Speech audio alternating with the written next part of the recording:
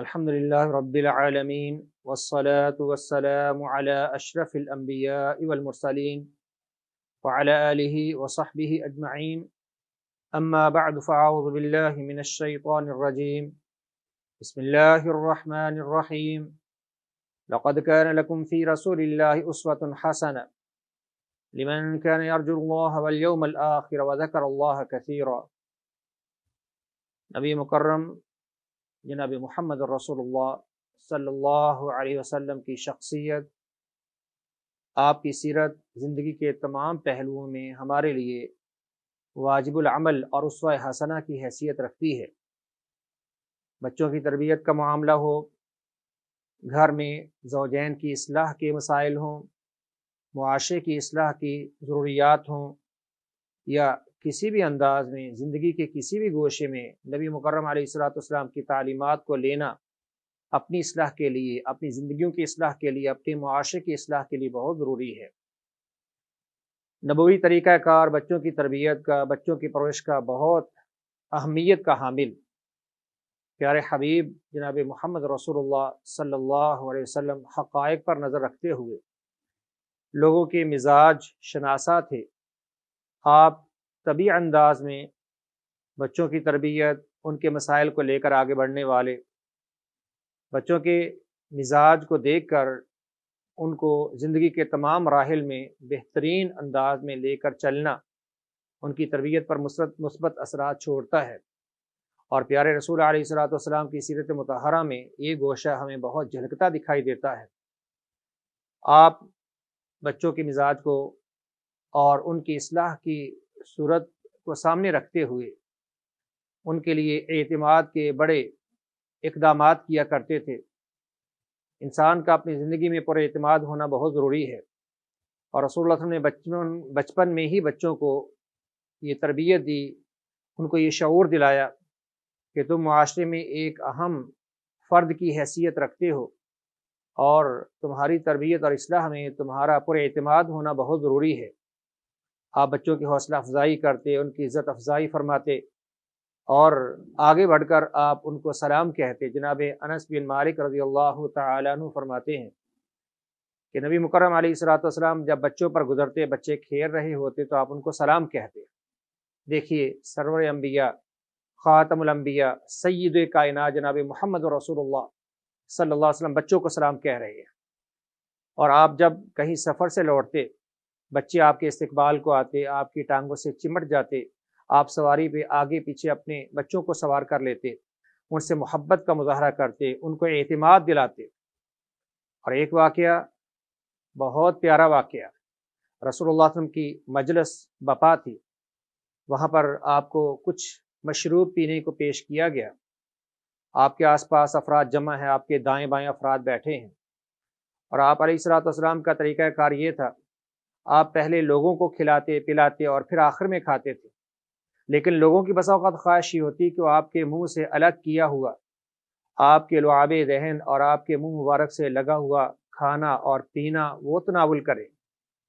ان کی اس خواہش کا احترام کرتے ہوئے بسا اوقات آپ پہلے کچھ نوش کر لیتے اور اپنا بچا دوسروں کو دیتے تاکہ ان کو برکت حاصل ہو۔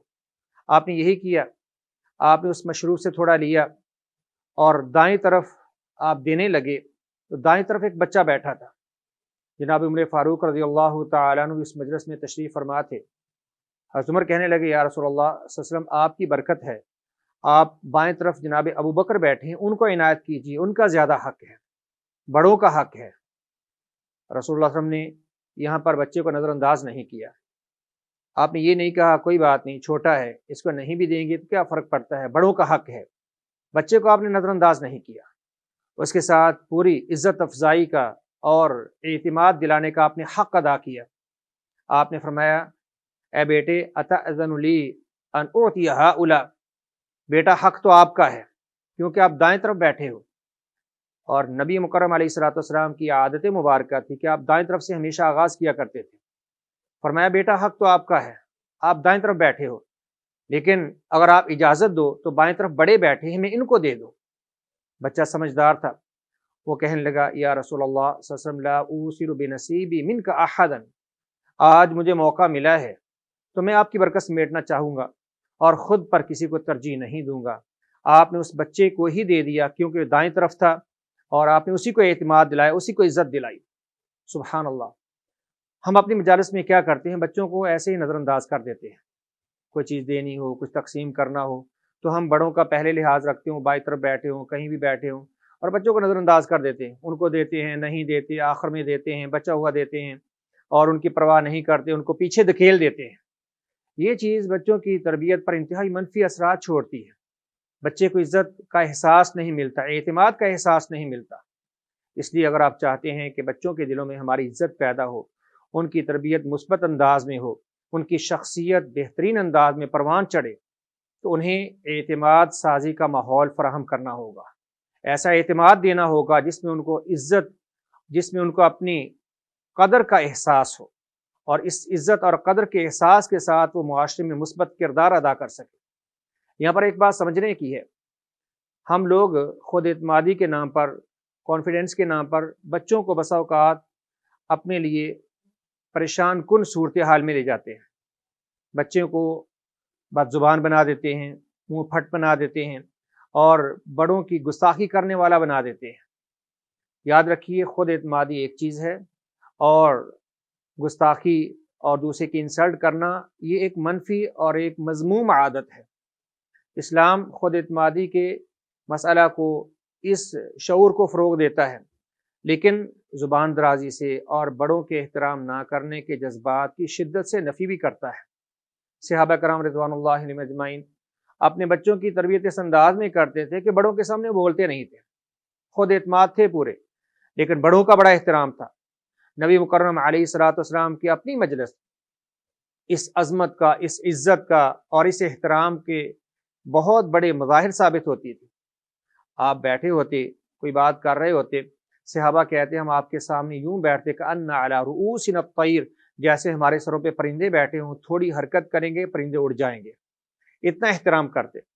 بچے خود اعتماد ضرور تھے، لیکن بڑوں کے سامنے بولتے نہیں تھے، بولتے تو بہت احترام سے بولتے تھے۔ ایک واقعہ جناب عبداللہ بن عمر رضی اللہ تعالی عنہما بیان کرتے ہیں، ایک مجلس میں حبیب کبریا جناب محمد رسول اللہ صلی اللہ علیہ وسلم فرمانے لگے، ان من الشجر شجرۃ لا يسقط ورقها وهو مثل المؤمن، درختوں میں ایک درخت ایسا ہے جس کے پتے کبھی نہیں گرتے، اور وہ مسلمان کی مثال ہے۔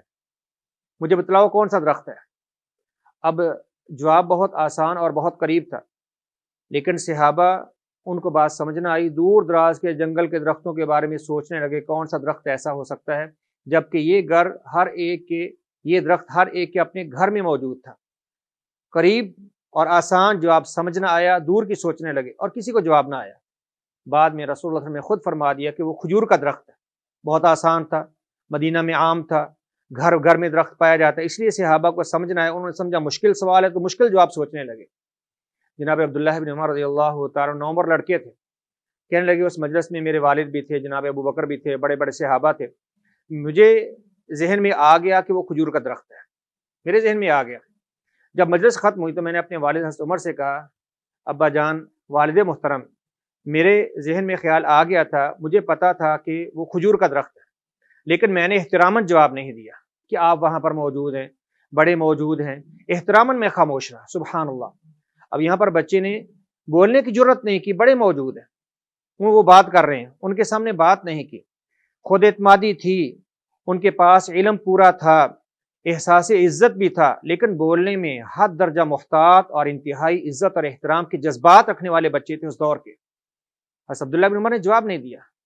حضرت عمر کہنے لگے، بیٹا اگر آپ اس وقت جواب دے دیتے تو مجھے بہت خوشی ہوتی، لیکن یہاں پر صرف یہ بات سمجھانا ضروری ہے کہ بچوں میں خود اعتمادی پیدا کرنا بہت ضروری ہے، یہ ان کے شعور کے ساتھ اور زندگی میں مثبت انداز میں آگے بڑھنے کا اہم ذریعہ ثابت ہوتی ہے، لیکن ایسا نہ ہو کہ خود اعتمادی ان کے اندر گستاخی کے اور بڑوں کی انسلٹ کرنے کے یا ان کے سامنے زبان درازی کے جذبات پیدا کر دے۔ آج ہمارے بچے اسی طرح کے ہیں، خود اعتمادی کے نام پر ہم نے ان کی تربیت میں نقص چھوڑ دیا، اور ان کو بڑوں کے سامنے، اساتذہ کے سامنے، والدین کے سامنے بولنے کی تمیز نہیں ہوتی، اور کچھ اس قدر جاہل ہیں، وہ کہتے ہیں ہمارے بچے بڑے کانفیڈنٹ ہیں، بہت خود اعتماد ہیں، وہ جو چاہے سو بول دیتے ہیں، جیسے چاہے سو بات کر دیتے ہیں، پرواہ نہیں کرتے۔ بھائی یہ خود اعتمادی آپ کے بچوں کو بدتمیزی کی طرف لے جا رہی ہے۔ بدتمیز نہ بنائیں، خود اعتماد ضرور بنائیں، ان کو عزت کا احساس ضرور دلائیں، لیکن ان کو بڑوں کے سامنے بولنے کا طریقہ اور سلیقہ بھی سمجھائیں۔ تربیت کے ماحول میں بچوں کے اندر خود اعتمادی پیدا کرنا، ان کو نظر انداز نہ کرنا، ان کو ان کی اہمیت سے روشناس کروانا، یہ چیزیں مثبت نتائج دیتی ہیں، اور نبی علیہ الصلوۃ والسلام کی تربیت کا یہی انداز تھا۔ آئیے بچوں کی تربیت میں زندگی کے تمام میدانوں میں نبی مکرم علیہ الصلوۃ والسلام کی سیرت کو لے کر، آپ کے اسوہ حسنہ کو لے کر آگے بڑھیں، تاکہ ہر میدان میں ہمیں عزت، کامیابی اور سرخروئی کا سامنا ہو۔ وآخر دعوانا ان الحمد للہ رب العالمین۔